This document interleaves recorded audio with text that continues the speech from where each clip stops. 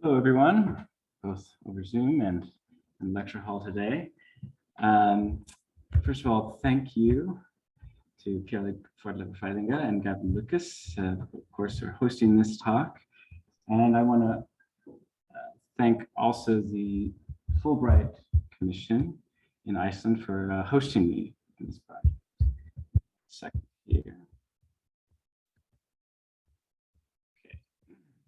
So this talk is going to be divided into three parts.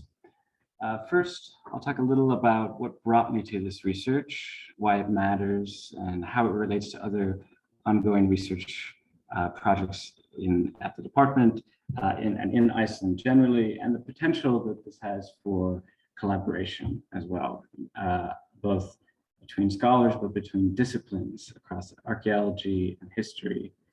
The second part of this project, or this talk, is going to be well, for some of you, perhaps the most boring part, which is going to be a nuts and bolts explanation of how I'm using different software platforms to streamline and automate the process of studying what is essentially could be a massive amount of data derived from merchant ledgers, and how machine learning can play into that research process.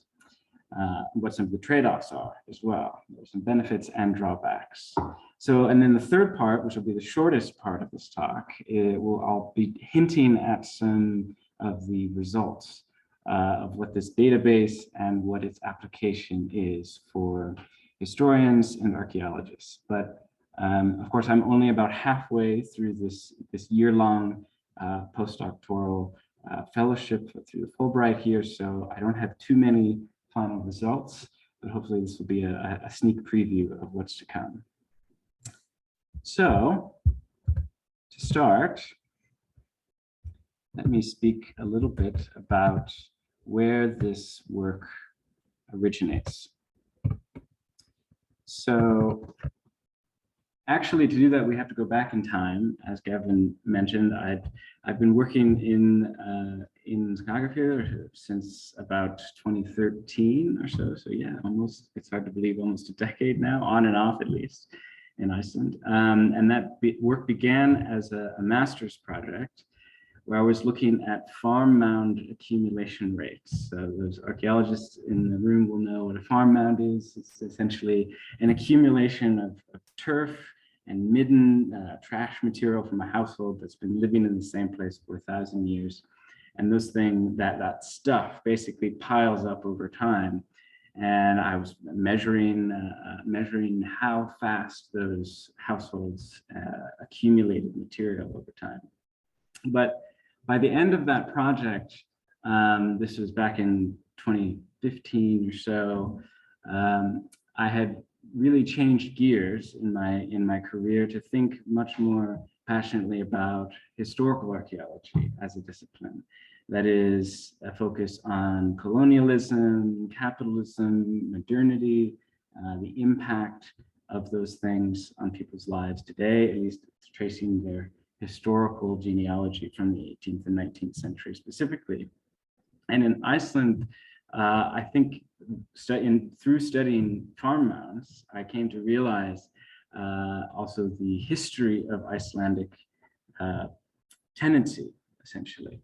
When we're looking at these material farmsteads, right, an accumulation of architectural material and household waste, what we're looking at historically is actually a series of temporary tenant households for the most part, just the average farmstead in the landscape.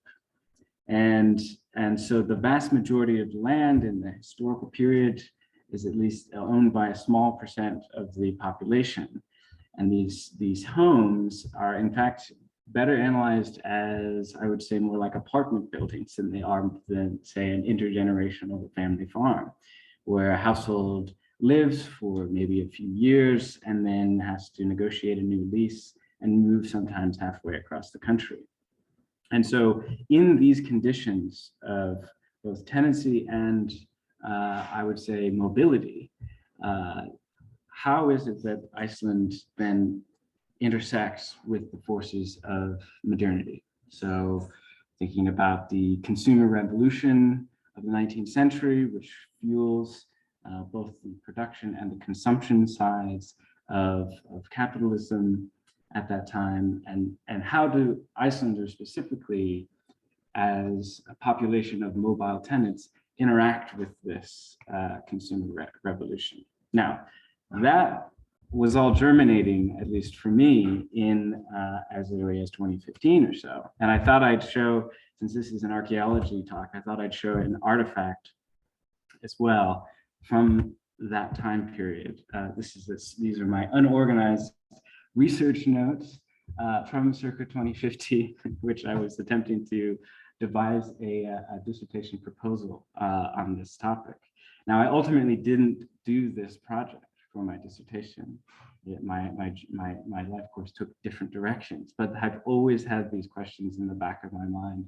And as you can see here, in a rather scatterbrained way, in this diagram, on the left-hand side, you can see some of the raw data that could be used to study things like consumerism, that then eventually lead to a study of political economy, inequality, forces of modernity on the far right-hand side of this diagram. And so in the upper left, you see the quantities, the diversity, and the ways of using different imported commodities, right? So things that can't be made or aren't made, at least in Iceland, that are purchased at merchant stores.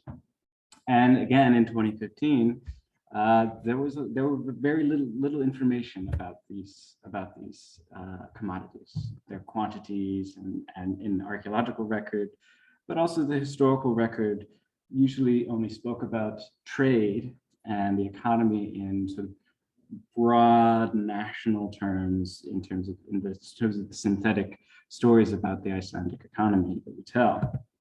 But since 2015, there's been actually an influx of new research on exactly these questions, right? So we have Augusta's work on probate records and material culture from Skagafjörður as well. We have a new article recently by Gavin Lucas and his colleagues talking about trade in the Danish monopoly period, the Danish monopoly trade project since 2015 that has taken place, and other articles coming out of that work, as well as from historians. We have Daniel Ulison's work on looking at the early 19th century and how this is not a period of continued stagnation, but in fact a period of dramatic change, if you can look at the data with the appropriate lens.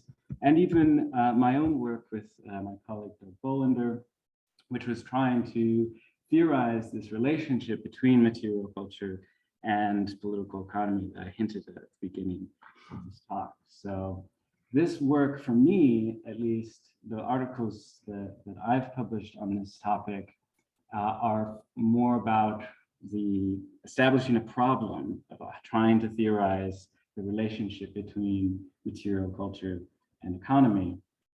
And in many ways, all of this work is what inspires the current project. And it's inspiring largely because this is a potential collaborative effort in which there's a few main takeaways. First, as I mentioned, we're starting to think less when it comes to the 18th and 19th century about stagnation, even though this is an important way of thinking about monopoly and about colonialism. If there are certain cases, certain regions, and certain evidence that speak to actually dramatic changes that are happening in the 18th and early 19th century, we're starting to rethink consumption and imported commodities, what that means, how that changes not just consumption itself, but labor and production on a farmstead. What does coffee mean, and what new labor regimes and what new commodity packages go along with just a single bit of coffee that enters the household?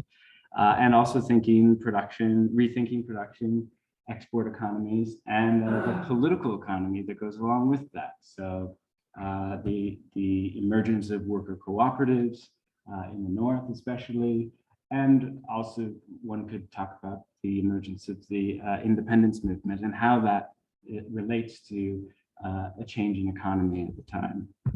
So all of this is to say there's a lot of really exciting work that is establishing new questions, new frontiers, new takeaways, new narratives, more nuanced narratives about the Icelandic economy in the 18th and 19th century. And the main takeaway here for methodologically is the importance of looking at things at a regional scale and also using multiple lines of evidence. So those lines of evidence that one could use to answer questions about the trade in the 18th and 19th century, of course, are national trade statistics, as I mentioned earlier, probate inventories that Augusta has worked with in detail, and archaeological collections.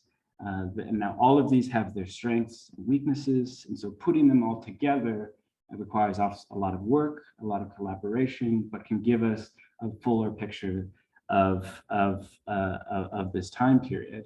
One source that's been less studied, I guess, in detail at a more focused regional scale are trade ledgers. Even though some have looked at these to a certain extent, there remain many ledgers that have yet to be analyzed or have yet to had the sort of summary data extracted from them. And that's in part because it's quite labor intensive to look at these. So for example, well, actually, I'll wait off. I'll talk a little bit more about the ledgers in detail in just a sec. I want to first mention the region where I've been working and where the ledgers that I'm studying for this project are coming from. So here we have a map of Skagafjörður, and there are a couple of sites marked here, the famous Bishop Seat at Hólar, but also a couple of trading sites known as Hafsós and Grafarós. Hafsós being the most intensively used Danish trading monopoly site that dates to the 17th century and onwards, but also, and this is of course where we have the Immigration Museum at Hafsós and still some of the standing architecture that's been refurbished from the Danish trading port there. And some ledgers that I'll be talking about come from this site, and it's basically servicing, at least in the monopoly period, it's serving all of Skagafjörður. And then in the 19th century, it starts to compete with places like Grafarós and also another trading port at Sauðárkrókur, which is where the main town in Skagafjörður is. So Grafarós is a really fascinating site, both archaeologically because it has quite good preservation, but it is also at risk of destruction from changing erosion from the sea, but you can see it has a few different structures associated with it, and it also has ledgers from the 1860s that are located in the archives in Sauðárkrókur. So it was owned by it changed hands many times over the course of the 19th century, but from about 1835 to 1900 or so is when it really kind of went out of business. But one of the things to note about Grafarós is when it changed hands to a Scottish-owned company, the historical record notes that farmers really began to see changes in the prices and the types of goods that were available. And sort of this is something potentially to look into relative to Hafsós, which was the Danish trading monopoly site. So let's now look at what these ledgers are and how they can be analyzed relative to a regional approach to the Icelandic economy. So here's one example of a page from a ledger. This is from Hafsós in 1886. And just to give you a sense of what this, the logic of the ledger is, we have at the top a name and a farm. So Björn Jónsson from Grof, whose Grof is actually the same farm that's next to Bravos. And on the left-hand side, you can see a debit column with listed, in this case, prices in Danish krona. And on the right-hand side, you see the credit column. So the debit column is basically what Bjorn is purchasing over the course of the year for this one page. And then on the right-hand column is what they're bringing to the store for credit to pay for those goods. And you can see some items, if depending on how good your Danish is. We see some rye and some tobacco and some herring, some nails, some indigo, various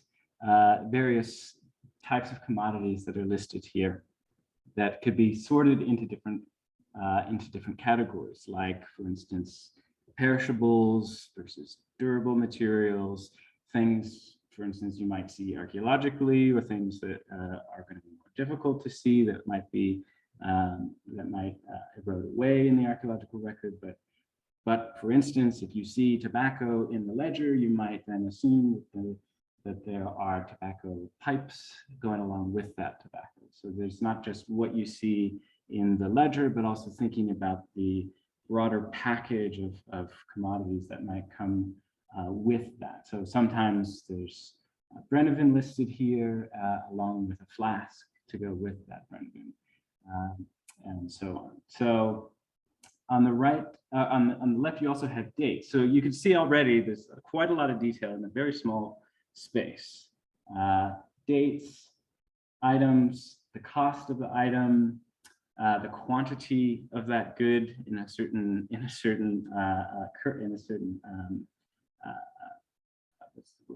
a quantity, a certain type of quantity, right? A pint versus a gallon or something like that. And we're learning also about what's coming in at the same time as what's going out, at least for this 1 year.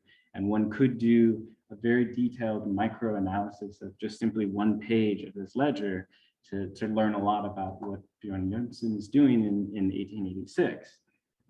But for this project, I'm trying to establish a way of transcribing these ledgers at a pace and at a scale of analysis that will be able to be used for a regional study. So not just Bjorn at Grof, but also everyone who's living in that surrounding area. In this case, in Hofsrapper, which is the region surrounding Hofsos. So what is the protocol for analyzing this data that I've established so far this year? Well, step one, this is the boring part of the talk for those who aren't interested in database engineering. But step one is to prepare the ledger itself, the physical object, for digitization. And that requires photographing the document, uploading those photos, and then attaching a set of metadata to that image. So I'm going to show a picture here on the right that gives us a glimpse into the structure of how this database has been organized.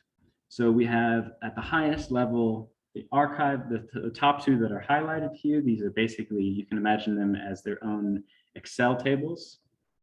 And so each of these Excel tables are kind of associated together based on different variables. So at the top, highest level, we have the archive in which this merchant ledger is housed. And then we have the actual book itself. So there might be 6 books from the archive and scholarly there, and then those books have a bunch of metadata associated with them. So the shop, the years they're associated with, etc. And from here, once this metadata is uploaded, we can begin the process of transcription, which is stage 2. And transcription, I've been using a relatively recent open source software platform called Transcribus. If you haven't checked it out, I recommend looking at it. I found it to be actually quite helpful for this type of research. And this is basically a machine learning platform developed to transcribe historical documents. If you upload a letter from from any time period going to the medieval period to today, if you enter what type of language it is and the time period that the text was written in, there's probably already an AI-powered text recognition code that can transcribe that type of handwriting from that era. The exception, of course, is Icelandic. There's yet to be an Icelandic historical text recognition machine learning code. However, the work that I'm doing for this project is beginning to establish that, at least for proper nouns, because the ledgers are mostly in Danish, but kind of a mixed bag when it comes to proper nouns, people and places. So the way that this works, I'm going to show a slide of the actual Transcribus platform here, is to start by doing what's called a layout analysis. And this is where you basically tell the software, where is the text? What is text in this page, and what is meaningful to you as a researcher? You can just put a text in if it's like a letter, for instance, and just hit, run, and it should be able to transcribe it as accurately as it can and recognize where text is and where text isn't.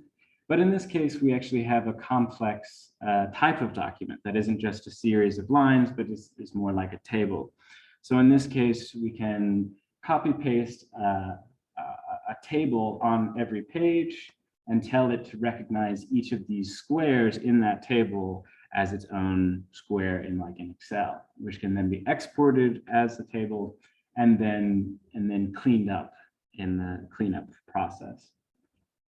So on the right-hand side, you can see an example of how this transcription works. So each of those lines corresponds to a certain line of text in the document. And I began this work by basically transcribing everything into Transcribus, so that the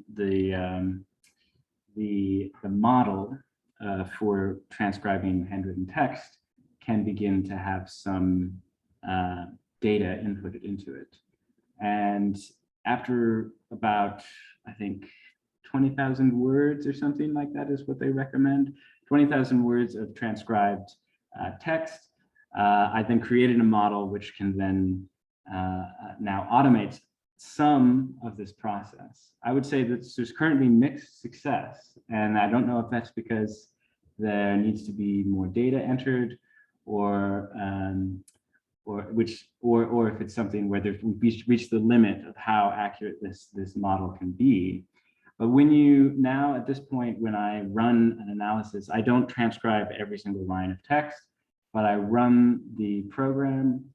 It spits out what I would say is a sort of childlike interpretation, or kind of beginner's level interpretation of what this text actually says. And in which case I can read it pretty well. So there are some errors, certainly some errors in the actual text. The numbers are actually quite accurate, but the text itself, you have to go through line by line and then make sure you understand what it is that the text is, what it is that the algorithm has determined for you. So that's where the cleanup stage of the data entry actually takes place. So once the Transcribus has exported a table, I then clean up that data, re-enter it back into the model, and then start over. And that process I've iterated quite a few times now. And it's getting to the point where it's certainly faster than transcribing every line of text by hand. But again, there are some trade-offs there. So from there, once things have become cleaned up, they get entered into into this relational database. And the point here is to be able to manipulate as many of those variables that we talked about at the beginning. So the prices of different types of goods, who is purchasing them, which farm is purchasing them, at what point in the year. So all of those individual pieces of data can then be inputted into an entry, which is basically a page of the ledger, and that's associated with a farm. And that farm we can then connect to ArcGIS, or like a spatial representation, to create a map of where all those farms are in space, and then connect all the data along the chain from there. So thinking about every transaction, so each transaction per, every day that someone visits the shop, and then what it is that they're purchasing by item. And so eventually the data looks like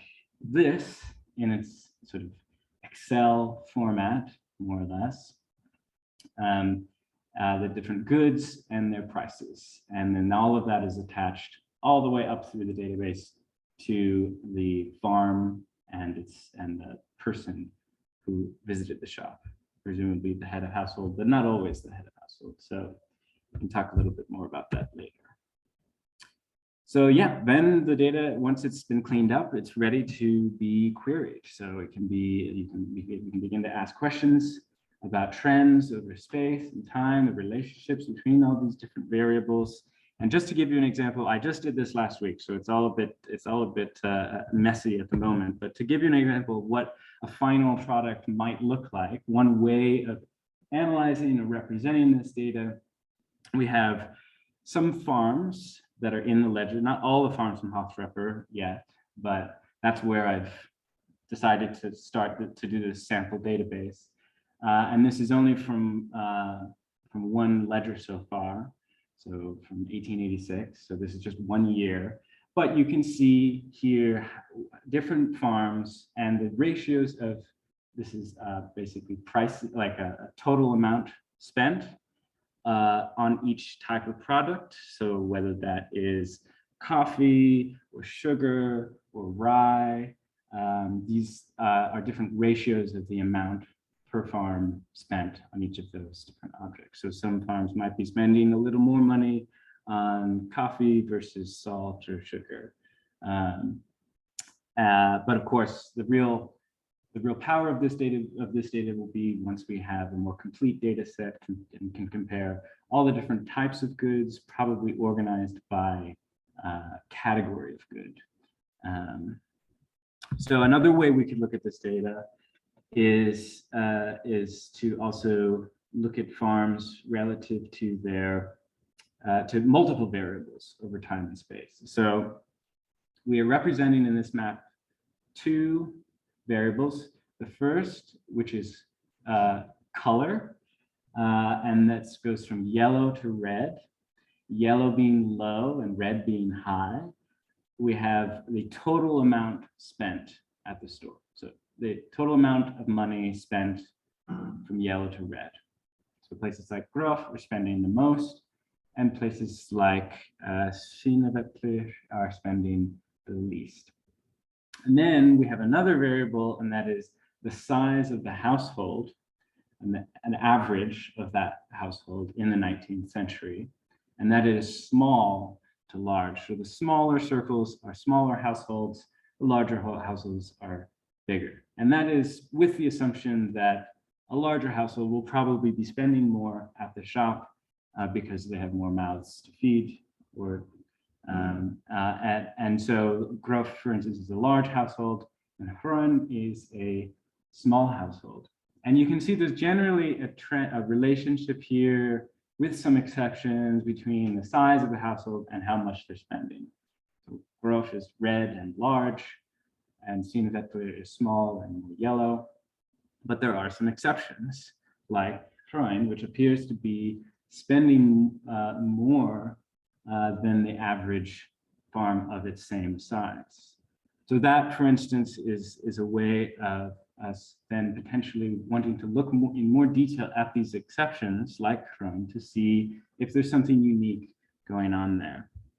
And that's, for me as an archaeologist, just to move into the final stage of the talk here, what is the most interesting about this data? I think data has so many different applications, but for me, when it comes to, for instance, if we were to do an archaeological survey of Hofsrepper, one of the hard things to choose is which sites to investigate in detail, because one can't investigate everything.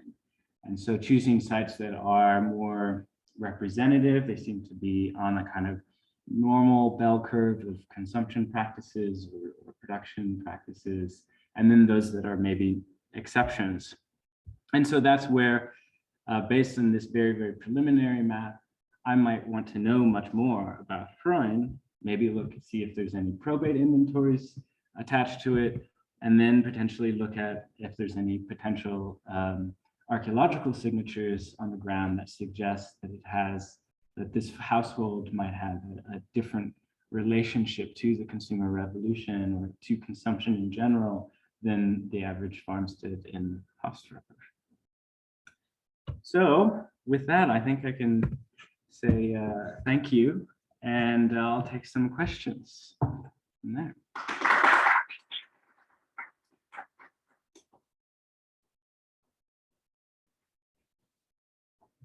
So do we have questions?